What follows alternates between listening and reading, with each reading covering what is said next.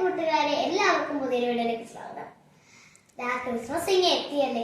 അപ്പോൾ ക്രിസ്മസ് എത്തിയിട്ട് ഞാൻ പുതിയ സ്പെഷ്യലൊന്നും ഉണ്ടാക്കുന്നില്ലെന്നായിരിക്കും നിങ്ങൾ ആലോചിക്കുന്നത്. അങ്ങനെ ഈ ക്രിസ്മസിന് സ്പെഷ്യലായിട്ട് ഞാൻ ഉണ്ടാക്കുന്ന സ്റ്റാറാണ്. അതൊരു പേപ്പർ സ്റ്റാർ.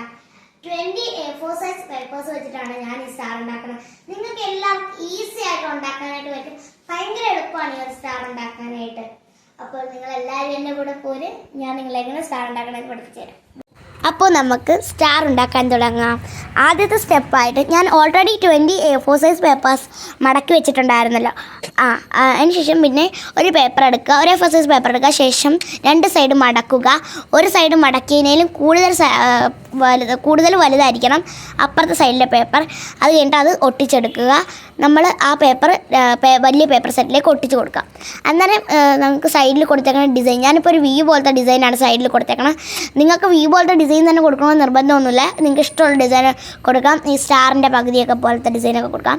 പിന്നെ അത് നമ്മൾ ഒട്ടിച്ചെടുത്ത ഭാഗം അടിയിലും ഒട്ടിക്കാത്ത ഭാഗം മുമ്പിലും വന്ന രീതിയിലായിരിക്കണം ആ പേപ്പർ സെറ്റിലേക്ക് ഒട്ടിച്ചെടുക്കാൻ. പിന്നെ അത് ഒട്ടിച്ച് കഴിഞ്ഞിട്ട് റെസ്റ്റ് ചെയ്യാൻ വെക്കുക. പിന്നെ നമ്മൾ രണ്ട് സൈഡിൽ നൂല് സ്റ്റാപ്ലർ അടിച്ച് വെക്കുക. അത് കഴിഞ്ഞ് ഇത് കെട്ടുക.